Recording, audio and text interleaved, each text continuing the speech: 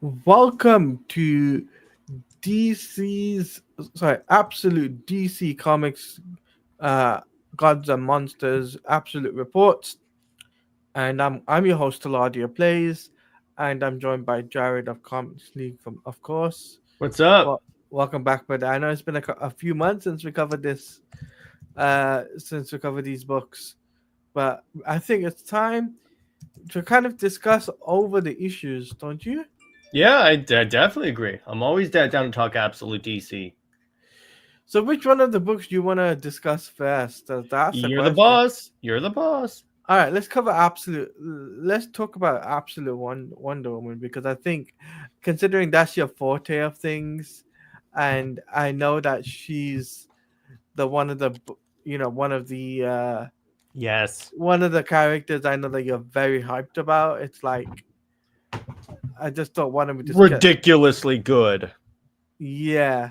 So Ridiculously good as a series. Like, it's one of those. See, Absolute Wonder Woman does a lot of what the other Absolute books do. What it mhm, does is because the original concept was it was supposed to be like essentially Kratos, but Wonder Woman, like an angry warrior and such.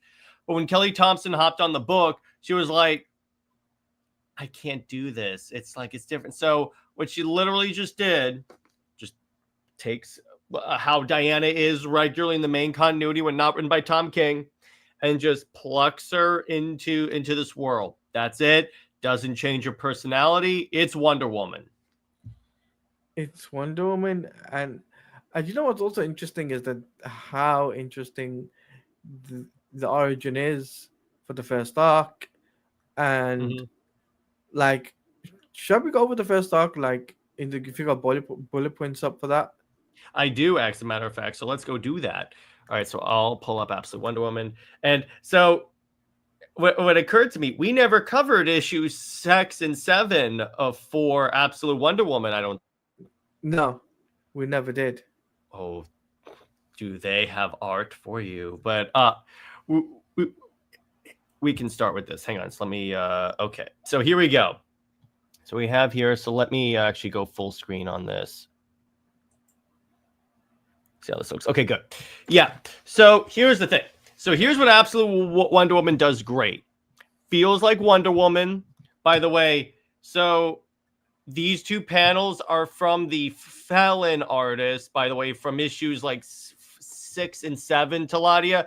Remember Okay. when I was covering when we were covering this as a release, and I told you 6 and 7 steps up in terms of art, like dramatically. This is what I'm talking Yeah. about right there. Okay. Now I can see the difference in our style. By the way, I can instantly Oh, tell because oh, the top image is different to the bottom right images. yeah. Oh, you haven't seen anything yet. I like Hayden Sherman's art. Don't get me wrong.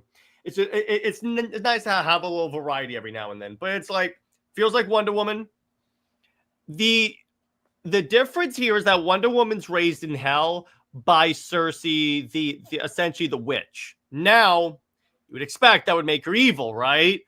The thing Yeah. is, my theory is that Diana has a special power that essentially she like softens or pacifies people just by being near them. And Cersei kind of backs that up when she talks about how like throughout the years, like the little hovel they're in slowly becomes a home, and Diana becomes more like her daughter. And then obviously we get all the Wonder Woman awesome action, like she fights monsters, demons, things from Greek myth. And Steve is not a love interest, so I appreciate that very much. So, by the way, just want to mention hello, Tevia. He says, What's "How's up? you guys doing? They're going my day is going good, Tevia. So hopefully your day is going good." But back to Absolute Wonder Woman Volume One. I gotta say though, when I read the first like 5 issues, it was like unbelievably well Mhm. written. Um, I was One. very much Mhm. I was very much interested in reading, the next. 2 issues, which were Absolute Wonder Woman 6 and 7, right? Because it was like I have those pulled up if you want me to pull them up. Yep, pull them up because I kind of want to know Good boy. I knew you would. I let me I want to know like oh boy. Like income in the story, it's like because I never read those 2 issues, I'll be honest with you, right? I'll go through it for you.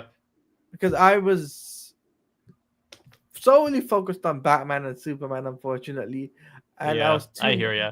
I was too much invested in that, and I was just like... So to get you caught up, as you remember, I'm sharing, in issue 5, Wonder Woman defeated this huge monster by turning into Medusa. She snaps out of it, and all of a sudden a blue hand pulls her down to hell. You may be wondering what's up with that. Well, she's in hell, and again, the art is like, oh. So it's kind of interesting, Taladia, if you look at the design of Hades down here, he looks like the new 52 Hades, you know, the one of like the kid with a candle for a head, only he doesn't look stupid. That was the problem with new 52 Hades. I thought he looked like what's it called? The chill man from what's it called? Hercules, from one of the Titans, right? You know, in the film. Little bit. And this series gets really into like mythology and such. So it's called The Lady or the Tiger, and it's based on a little children's story.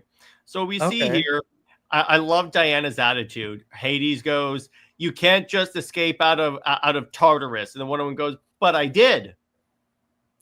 It's like that back and forth attitude. I just love this. And then I love where they're like, "Why didn't you take her weapons off?" And then the attendant says she doesn't have any. He goes, "Everything she is wearing is a weapon. Now, Diana, remove your weapons." So she takes off her armor and the tiara, and then we see this, which again, it's like, this is done by artist Mateo de, I think his name is pronounced Luis. If I'm mispronouncing that name, I apologize. But we apologize. Yeah, this is when I saw this, because these were the teaser images for the new art, I was like, holy hell. Why do I get the vibes from Talia al Ghul from that image? A little bit. Speaking of Talia, we'll see that later. But so we also see she has 3 lassos, not 2, 3. Isn't that interesting?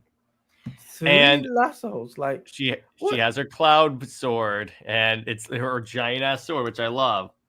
Now, essentially, what you're seeing is like, so this is taking place now, and then it's going to flash back a couple of years ago. Then, because what the series does is it goes back and forth between Diana preparing to be Wonder Woman and Diana as Wonder Woman. So she's climbing up this mountain, and she comes across somebody. This is my favorite image ever in a Wonder Woman comic. This one right here. It looks just like an image of Greek mythology. Now, is that Zeus? No, that's Prometheus. So Prometheus was a Titan. So the group before the Greek gods. And he was chained up because what happened was he's the one that, according to mythology, gave fire to man. And it's because he wanted man to be on a more equal ground with the gods. So Zeus essentially sentenced him to be tied up to a mountain. And then like every night, ravens would come and eat him, and then he would regrow back in the morning, and then it would all start over and over and over again for as long as he existed. Right. But I feel, you know, when I look at the images, I just think of God of War. Easily think of God of War. That's kind of what this is, which I adore. And then what we see here is essentially, so what Diana does next, that's really cool, is Thompson homages the talking to animals power, because Diana kind of has that ability. So Right. she convinces the ravens, at least for tonight, to not eat Prometheus because she needs something from him. More specifically, a blood offering. She needs his blood in order to create something, and it'll be revealed in a few pages. But I just wanted to I want to build it up for you. No, I get it. So Prometheus says yes, and then Diana essentially chops off a piece of his finger. The blood flows in. Yeah. And Prometheus also provides her with a gift. Remember that Pegasus she rides around on? That's where that comes from. So it's like Zeus giving Hercules the Pegasus. Yeah, except in this time it's Prometheus, essentially. Yeah, and but I think it was Perseus that had the Pegasus. I'm sorry, I'm a Greek mythology nerd. So yeah. So Hades also brings up, and you killed a giant snake. She goes, yeah, a basilisk. And then we cut to her attacking. So the thing about the basilisk is if it looks at you, you die. So what did Diana do? She cast a spell to blind herself. So she's essentially fighting this thing blindfolded. And what's cool about this? That is smart. In post-crisis, there was a Wonder Woman story called Eye of the Gorgon. It's written by Greg Rucka, where she had to fight Medusa. And what Diana did is she just blindfolded herself. And then when the blindfold was removed, she essentially burned her own eyes so that Medusa couldn't turn her into stone. So that's kind of what I bet Thompson is drawing from. So something similar what they did with Wonder Woman Bloodlines, unfortunately. That's what that was referencing. Exactly. That's exactly what that was referencing. And again, just look at this art. The lighting is super. It looks like we're watching an actual image. The thing about this series, it feels like a Wonder Woman series, yes, but also just feels like a story out of Greek mythology.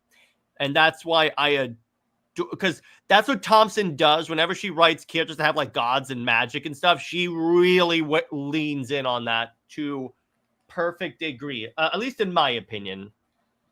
Like I said, I just feel when it comes down to like when I'm seeing this stuff, I'm just like thinking, can't they make this into a video game, please? This needs to be the Wonder Woman game. I'm sorry. And then she chops off the basilisk's head with an axe. Oh my god. See, that's why I love Absolute Wonder Woman.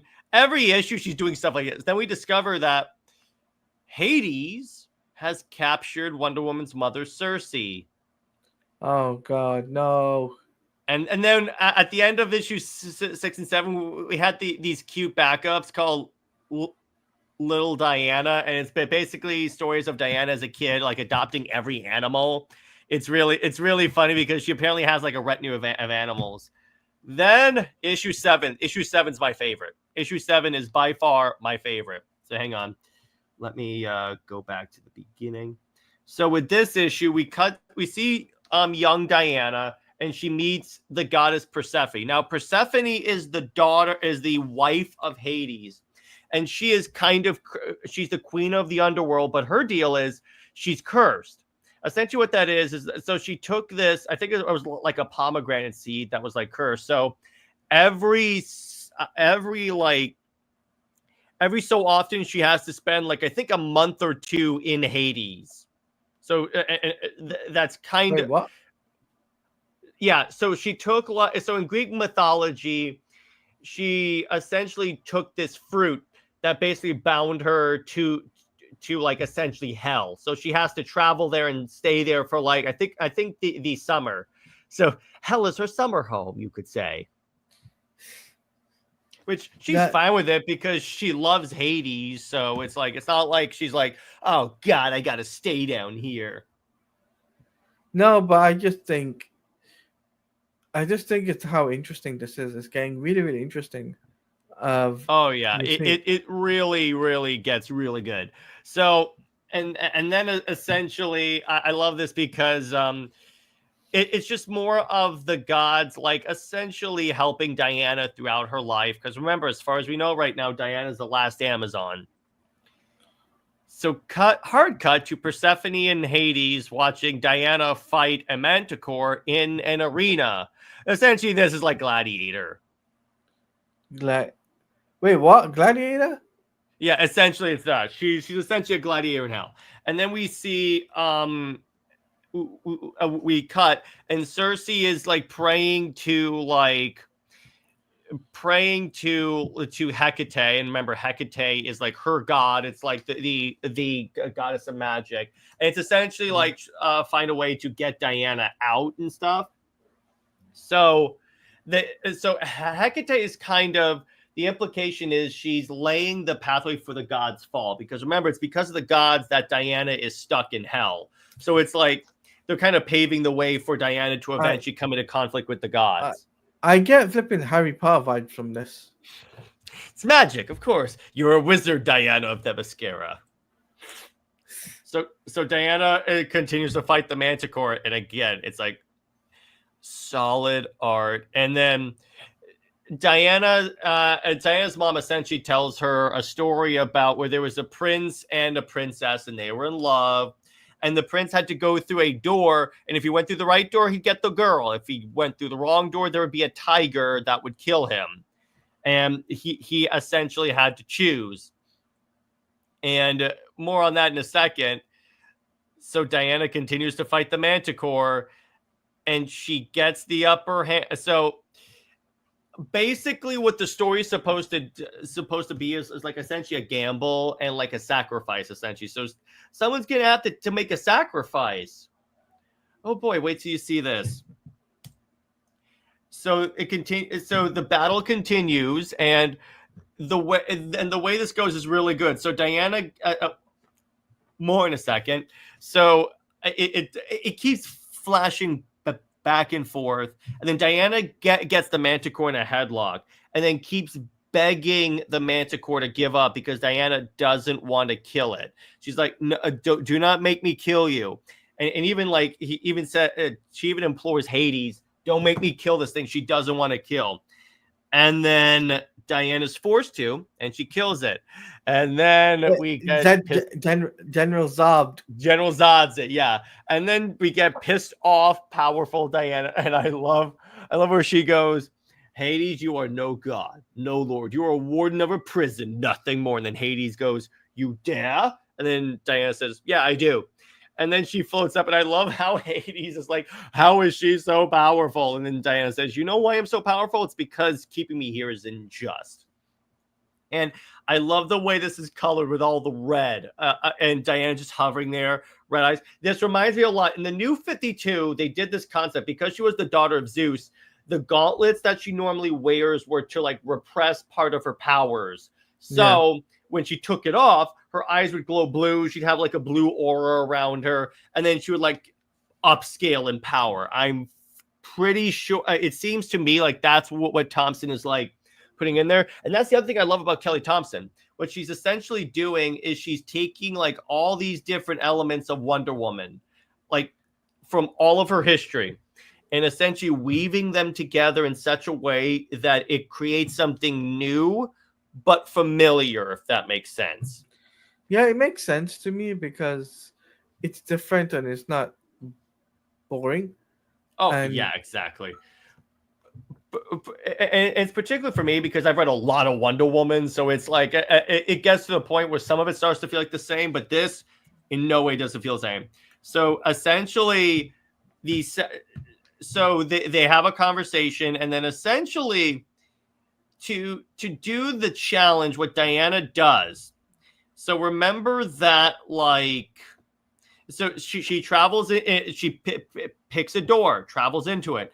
Now, again, remember what I told you about Persephone, how she ate a seed that requires her to go down to hell after for a certain amount of time.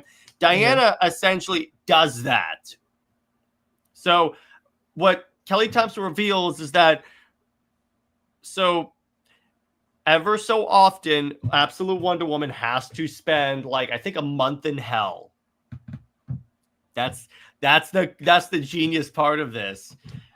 And then she brings Cersei back to the island and basically informs her on everything. She says, "I fought the tetracide, mother. I used your lasso, the one that transformed everyone." And then she says, "I can't like," and it's kind of funny. She's hovering above the ground because if she steps foot in hell, she's stuck there. So she just wants to go back. So she essentially says, "I'll be back, and then we'll be together again." And then we get more little Diana of her recruiting a monster army in a fun way. And then it's like you see at the bottom right panel all the animals that apparently live with them. That is so cool. Yeah, like it's so cool. The artwork is very, very looks great. And in terms of the little Diana stuff, I think for little readers, for youngsters, this will appeal to them. Yeah, and actually in the trade paperback, the little Diana stories are put as like one section at the back. Mm-hmm. So that's Absolute Wonder Woman issue 6 and 7. So what'd you think? I loved it. And oh boy. And I gotta say, it very much intrigues me about the whole Hades thing. And I gotta be honest with you. I really dig Diana having unleashing of full power. Yeah, right? That's always really cool whenever she does that. Like, oh my god. When she unleashes her full powers, it's like, except is in terms of if you're an anime person, you would know what I'm on about. But she goes Super Saiyan basically, and she says, So "I'm going to." You're saying her power level's over 9,000? Yep, pretty much. I'm saying her power level. I know enough. Yeah, I'm saying that she has over a power level of 9,000 in this book, and I feel like the artwork is done really well. I think the storytelling is really well done, and I really think where it's leading up to volume 2 is going to be really, really cool. Are you not embarrassed?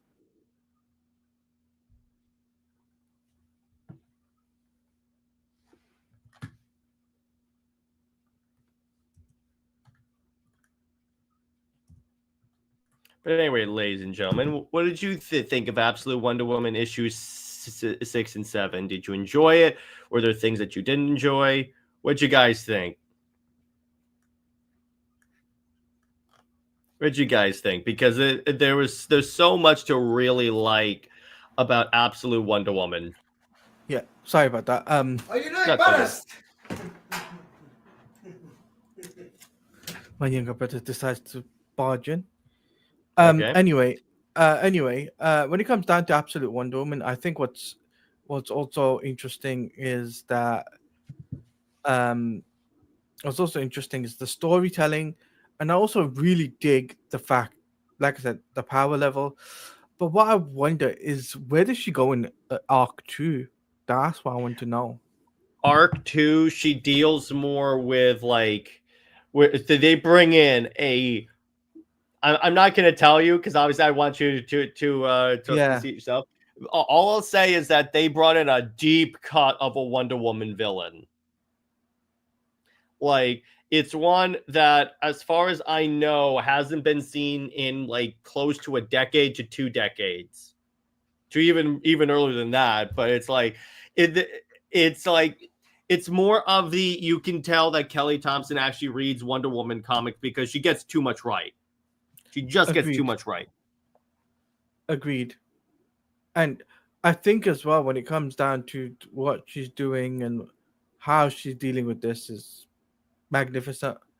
And you got the power. Sorry, I didn't realize you had the power. Yeah, it's all good. It's all good. When it comes down to like you said, like the good feels like Wonder Woman. Like I feel like the relationship between Cersei and Diana is very, very close. Like you said, there's epic action scenes, and it does feel like you're playing a God of War game, right? Yeah, exactly. Well, you bring up an interesting point because, like, how about this? They took a villain, a Wonder Woman villain, and made her mother. I'm just like, just think about that. It's again with like the reinvention, but it still feels, because what this is, as you see, it's like Cersei brings up in issue 1 that like raising Diana actually softens me, and I go, my God, this is great. It's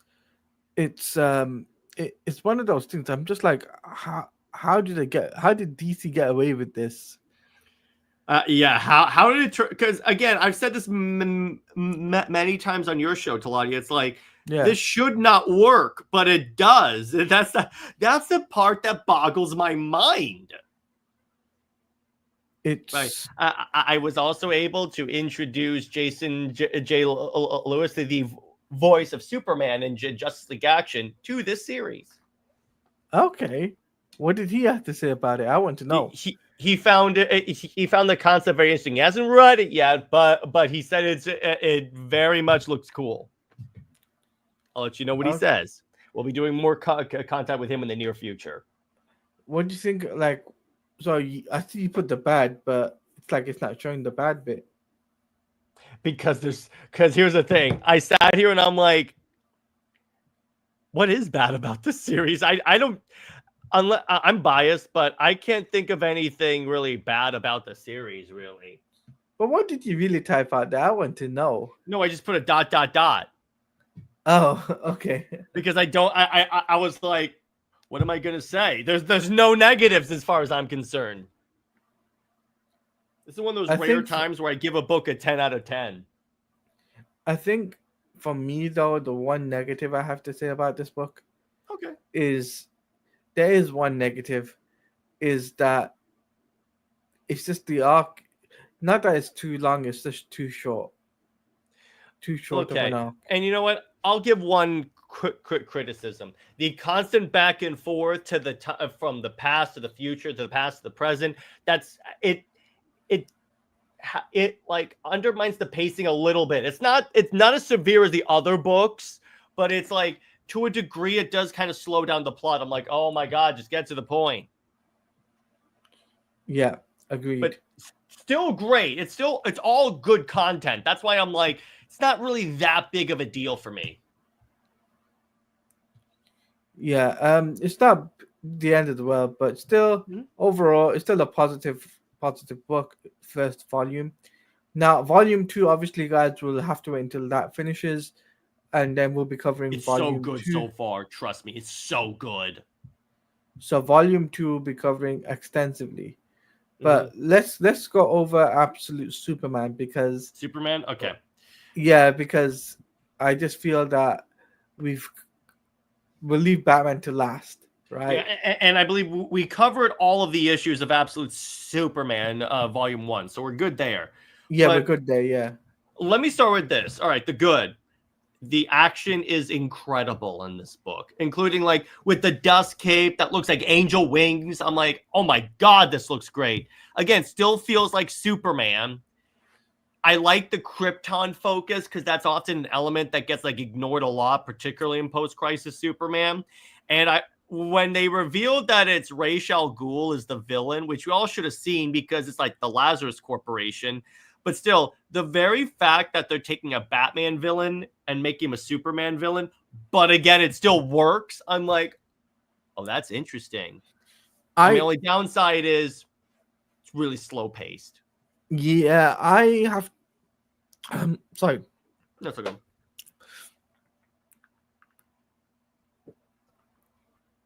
I was gonna say sorry. I was gonna say when it comes down to this book, yes, it's slow pace, but it picks up, and when it picks up real fast.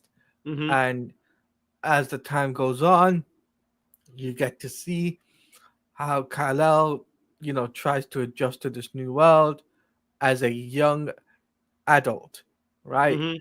And not as a young child, where he, in the mainline continuity, that's where how he was raised as a young child. It was from the Kent farm and all of that. You don't get that in this at all. As a young adult, he's literally wandering the streets. There's no Pa Kent, there's no Ma Kent to kind of cater to him. There was though. Let's not forget about that. The Kent still existed in this. the Kens do exist, but there was not like to a degree where the Kens were really, really, really dear to him, like to a Well, remember they didn't raise him because he came to Earth as an adult. That's the big change in this series. Agreed, yeah. So, but honestly though, it's like it's all like really, really well done. So it's like I said, the artwork is brilliant, right? Don't get me wrong. The artwork is really well done, and I just think as the story goes by, it's like I just wonder. It's like, what do we get next? I mean, we got we do get Brainiac in this. I do know that because I was reading up on that, right? And I gotta say, Brainiac in this makes Brainiac Brainiac and Superman Brainiac on the main Prime universe or the mainline continuity universe like a plaything, right? Oh yes. Oh, what this guy does to Peacemaker, much to my happiness, because I hate Peacemaker.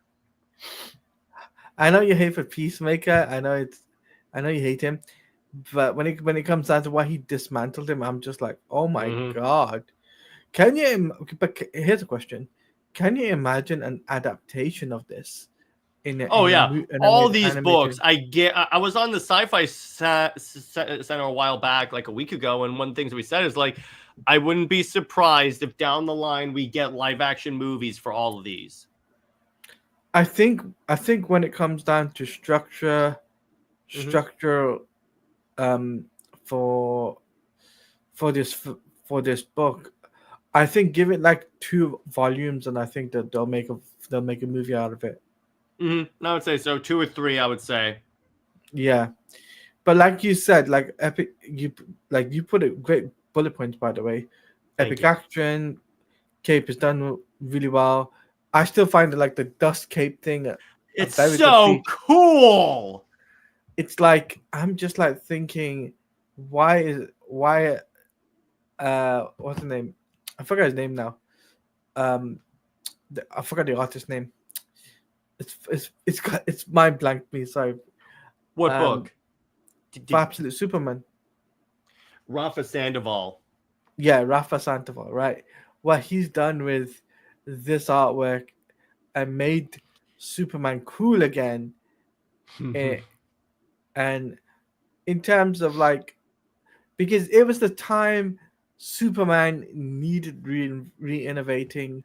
All of them did. In fact, it's been said that like the Absolute Universe brought people back to DC, and in a good way, by the way, not in a bad way. So I think that's what he's done, is brought all the characters back. Superman in particular, I feel, needed this, right, for the popularity just before the movie and stuff, and it worked. And when it talks about the Krypton stuff, it's very cool to see Lara being the focal point of this comic, right? Compared to Jor-El. Oh yeah, and then that's the other thing. When Britt and I were covering this, Britt was constantly like, "Yes, more Lara, because she's a badass. She makes his suit in this." And it's like very, very interesting to see how Lara is I would say the more of the scientist in this, and Jor-El is they like, both are though, except she's more the engineer. Yeah, and she's really, really cool for what she does on Krypton. But like you said, Lois being a villain, I have to disagree with you there. That's something I have to disagree with. Oh, come on. You know I had to put there in the good. You know I had to. No, I know you had to put it there, but for me, it's not a villain. It's not a good thing. For me, it's like... Well, I exaggerated. She's not a villain per se. Well, I put it as a bullet point. because in this arc she is kind of a villain, but they kind of recontextualize that. But still, it was cool to see how she's part of Lazarus over a period of time. She changes her mind, and it's like interesting to see that how Kal-El is just like, well, you're not an enemy, you're not my enemy, so I must do what I can to come back to you, some sort of thing, like how he is in Man of Steel. When in Man of Steel, when Lara, not Lara, why am I saying Lara? I meant to say Lois. Lois is at Jonathan's graveyard, and Superman come running back to Lois, right? So something like that, except for the fact that this is Kal-El in his costume, and you see the dust cloud covering them and protecting them, and it's just so cool. It unbelievably cool, the artwork of how it's done, and I look forward to reading more of Absolute Superman. Like the first volume is just brilliant, and like you said, using a Batman villain as a Superman villain is really making it work. And I'm like, oh, that actually is really cool.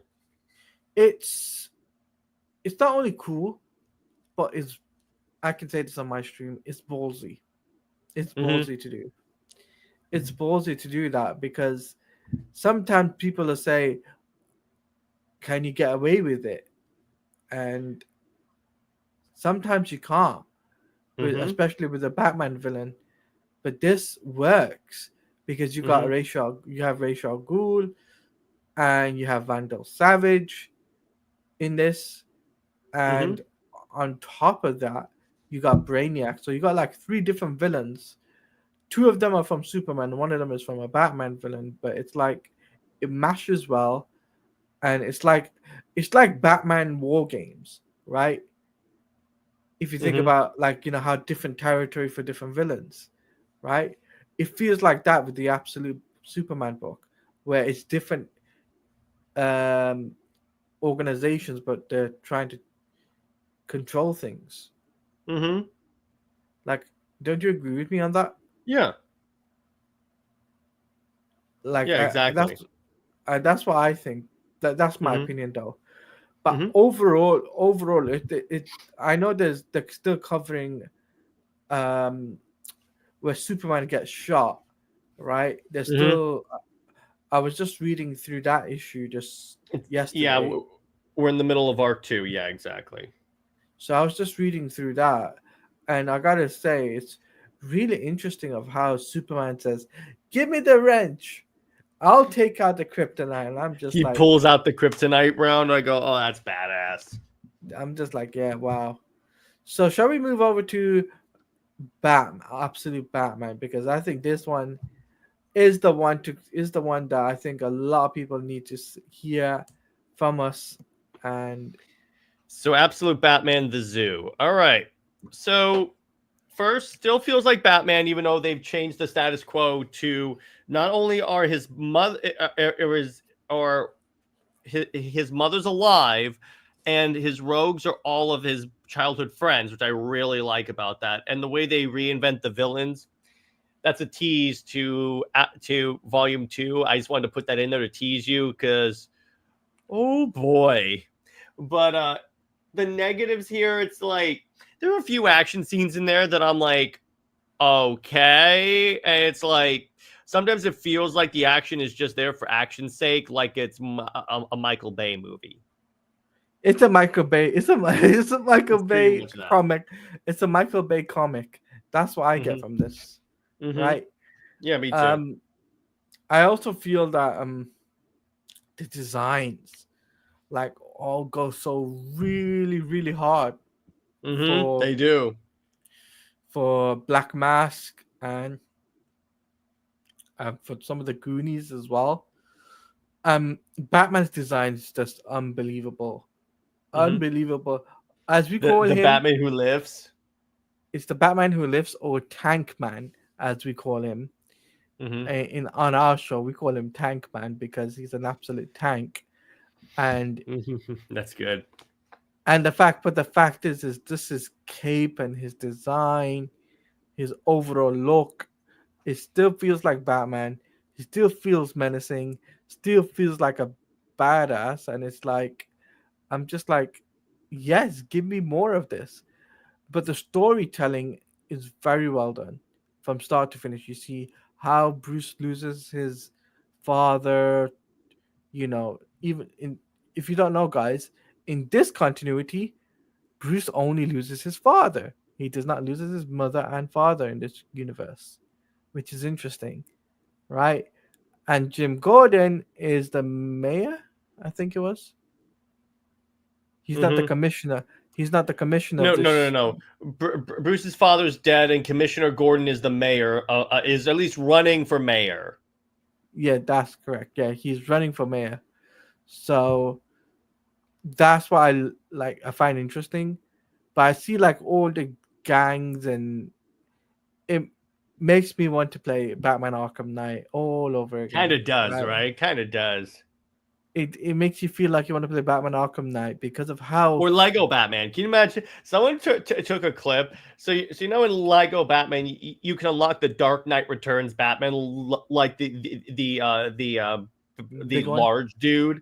So Yeah, someone's yeah. just like, if they put absolute Batman in the Lego game that's coming up, that's gonna be great.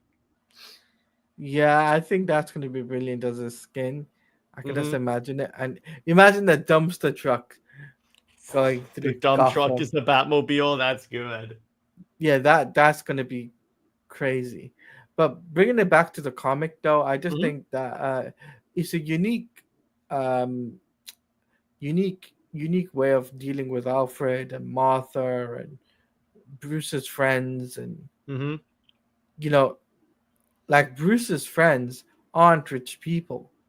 They're the Nope. rogues. They're the rogues gallery. Yep, exactly. And I'm like, oh, that's clever. That actually is really clever. I didn't expect that. It's not because for the faint of hearted or anything. I just feel when it comes down to doing the rogues gallery as a friends type of thing, I get Waylon Jones, and I would say Harvey Dent, Two Face, and Catwoman. I get, but I don't understand some of the other villains though.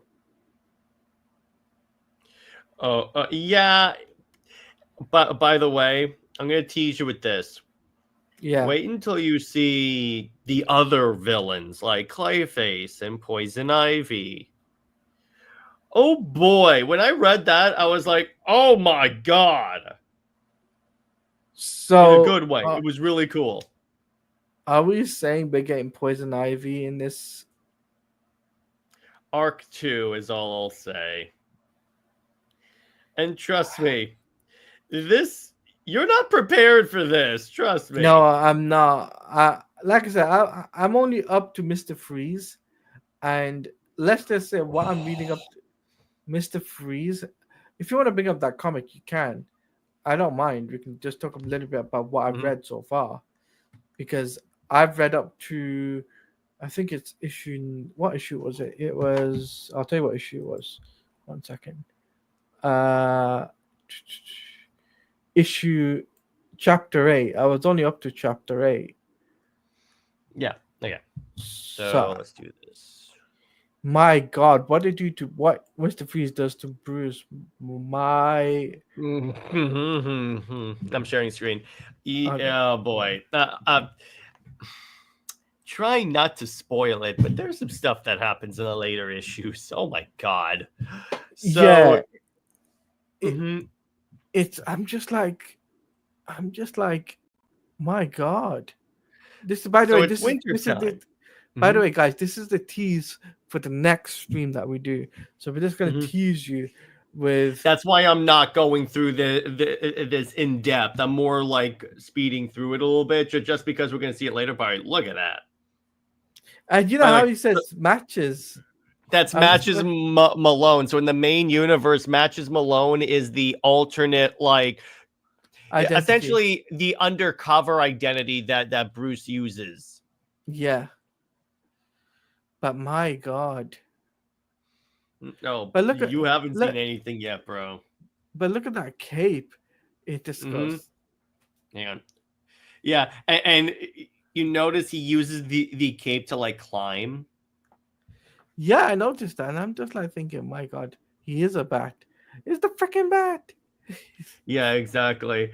Yeah, and then Freeze can like take body heat from people. I think that's what he's doing. And Yeah, and I'm just then, Mhm. like, Look at that. oh my, I'm just like, I was scared. It's Splendor Man. It's Slender Man, all real. I'm just like, this has got to be the most craziest thing I've ever seen. And he literally freezes Bruce, and then Bruce has to like fight through the pain, and he essentially has to Batman it up, and then he uses fire to fight Freeze, and then they have a nice little battle. But how does he escape? He Batmans up. Hang on, I'll go back real quick. So it looks like what he does is, I think he like picks the lock or something like that. They don't necessarily go into like full on detail on that, but he like so he fights all of Freeze's zombies, and then essentially it ends with that, because what we're building, it ends with Waylon Jones, Killer Croc, being kidnapped by Bane's men. Yes, that's right, absolute Bane. So we'll be covering Bane next, guys, just to tease you guys off with that. Oh boy. Oh, as someone that has read all the issues so far, oh boy, are you not prepared for this? I'm not prepared for this, and I gotta say, I dig it. I just love it. And Mr. Freeze is scary. Oh, yes, he is. Very much so. He's very scary and very, and I'm not thinking Slender Man. Yeah, it's a good comparison, but Bruce, getting freezing up like that, I'm just like, oh, it's nuts, bro. It is nuts. You want to get nuts? Let's get nuts. I love when they do that in the Lego game as well. It's like, yeah, you know what you're doing. Exactly. So, guys, now we're gonna come to the portion where the chat where you guys have to answer questions. Now, this is where the portion of the chat where you guys in the chat, hold on, let me just pop out chat 1 second. So this is where you guys have to answer questions that I put, like, that we give you questions for, right? Am I right? Am I wrong, Jared? Yep. So we're gonna start a poll, right? It's a poll, but it's a question actually. It's essentially a quiz. It's essentially a quiz. So if you get this right, and you've been here from the very start, then you've been paying attention. So the first question, what should we say? What did we discuss about Wonder Woman? Let's see. What would be a good Wonder Woman question, though? That's the thing. Wonder Woman and Hades. Yeah, exactly. What it's like. Okay, so let me see. It's like, what god is like, what creature does Wonder Woman fight? Yeah, because I did name it. Yeah, let me just make sure I put that in there.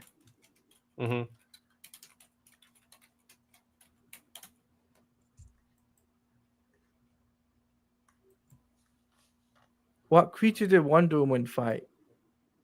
Was it a tiger, a lion,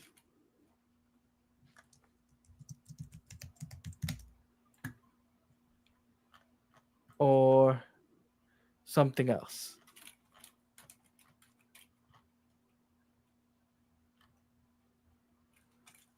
Hold on 1 second. 1 second, Jared. All right.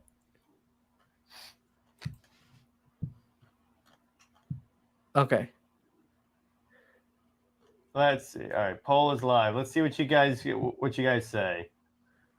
Let's see if they pay attention, because if they get this right, I know. Okay, I know what you said, Joe. But I know. I want to see if they get that right. So let's see if they get that correct. If not, then it just shows. Okay.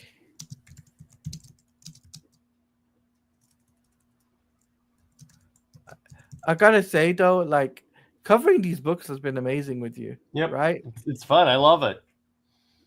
Like, it's really, really cool to do, and to have that thing there. So, but Tevi, if you're still here, let us know. If you're still around. If not, then I understand.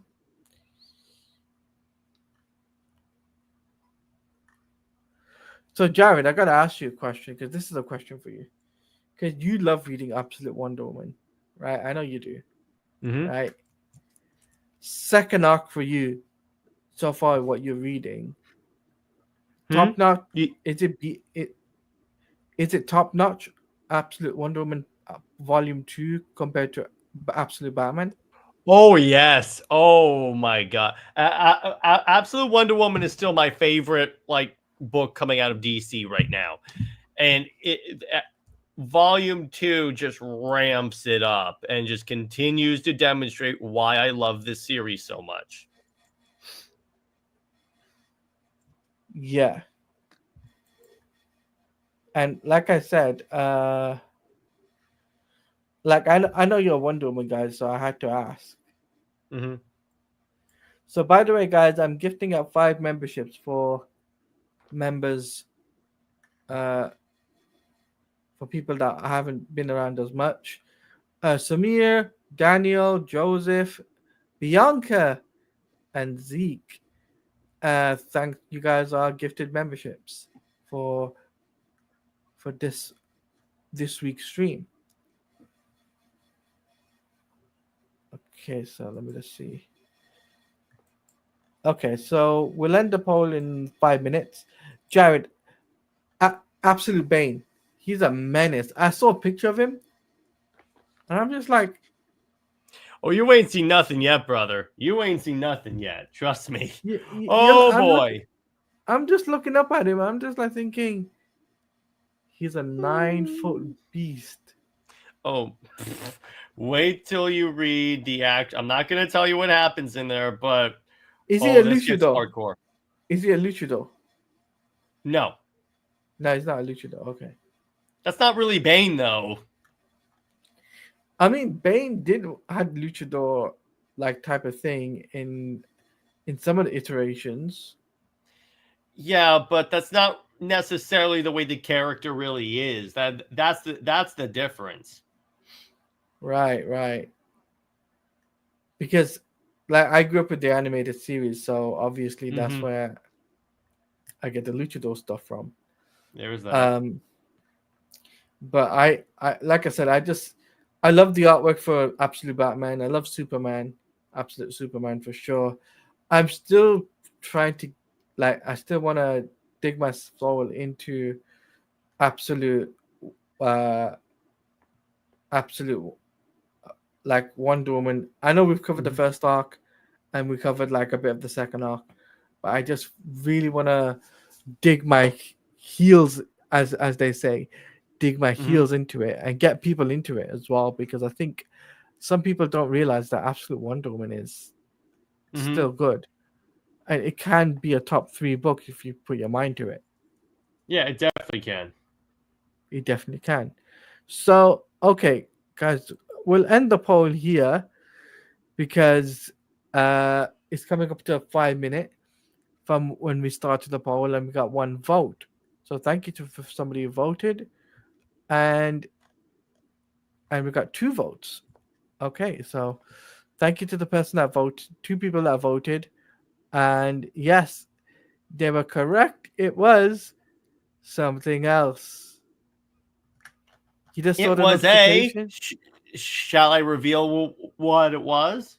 Yes, please. It was a manticore, which is essentially a tiger with I think the way it is it's tiger with like the scorpion's tail or something like that. It's one of those like hybrid animals from Greek mythology, essentially. It was a manticore, yeah. So Mm-hmm. that was the quiz, and you guys got it correct. So congratulations. Oh, okay. So Bianca says, I voted something else, which makes sense to me Wonder Woman wise. Mm-hmm. Yeah. I would think so. I would think so too, Bianca. I know you're into your comics, so you kind of would understand that. But yeah. So where's your you got your gift, Bianca. Your gift was a free subscription to my channel. A free membership, I should say, to my channel. Anyway, is there anything else we want? Should we add Jared, or do you want to wrap it up in a nice bow tie? I think we're good to go. Okay, so guys, I think this is where we'll wrap it up because I think we've done a good hour. We've talked about the first arc for Absolute Superman, Batman, and Wonder Woman. I've got to say, all three books are pretty well done. If you haven't seen Absolute Wonder Woman Volume 1, then go back, rewatch the stream, and better nothing, yeah. Rewatch the stream and take a look at the bullet points that Jared put out. And by the way, please thank Jared for doing this because he takes his time out of his day to do these PowerPoint presentations, and I work on the stuff for the stream and stuff to kind of give you guys entertainment and also discussions that we talk about this stuff because there's a point where we have to talk about this stuff on stream. So, like I said, guys, so thank Jared in the comment section below. If you haven't watched the stream or you're just coming in now, rewind the stream from the beginning, check out what we've covered, and stay tuned for another Absolute Reports where we're going to be covering Volume 2 of Batman, Superman, and Wonder Woman of Absolute Gods and Monsters. We'll call it Absolute Gods and Beasts or something like that. We'll think of something like that because I like the idea of beast because Bane is a beast. Yes. So we'll think of something. But other than that, Jared, where can they find you on social media? What have you got coming up on your channel? And also, Jared, if you got anything to say to the general audience, feel free to say so. So sweet. So you can find me at Comics League and then Comics League 2021 on Twitter, Comics League 2020 on Instagram. And I just released Wonder Woman Wednesday where I talked about the actual Greek mythology behind the Amazon. So there's that. And Britt and I had a great interview with Jason Lewis, the voice of Superman from Justice League Action. Oh, trust me, we have some stuff we're working on. And in terms of this week's for Super Wonder, Britt and I are going to be comparing Superman and Wonder Woman to Gambit and Rogue. Okay, that's a big comparison. Very big comparison to compare to. Okay. As for me, guys, you can follow me at @TLaudiaPlays_ on X and at @TLaudiaPlays on Blue Sky, Threads, and Instagram. What I got coming up on my channel is I'll be doing a video for the Lego Batman game where every detail you need to know so far. So what we got, like from costume design to the mechanics to traversal, all of that. I covered that in a video, so stay tuned. That video will come out either the end of this week or beginning of next week, as we'll be covering that. That's going to be on the channel, and I wanted to cover that. And I know that I'll be doing a members panel stream next month, and I'm going to have Jared on to discuss about Lego Batman 4, and I want to dive into that with him, and I want to do as much conversation about that with him on a members panel stream. So until then, I've been your boy Taladia Plays. Hope you have enjoyed. Make sure you leave a like. Comment down below your thoughts on Absolute Batman, Superman, and Wonder Woman of Volume 1. And also, what do you think about the little interesting twist that we did for this week's stream, this month's stream? How did you like it? What did you like about the format we did it? Do you enjoy it? Did you dislike it, or would you rather see something else? Let me know in the comment section below. Like I said, like, comment, favorite, and subscribe. And if you want to become a member, and like Bianca, you can become a member as well. And you too can be on the panel like Jared once a month. So until then, have a wonderful morning, wonderful evening, wherever you are in the world, and we'll see you next time. Say bye-bye. Yep.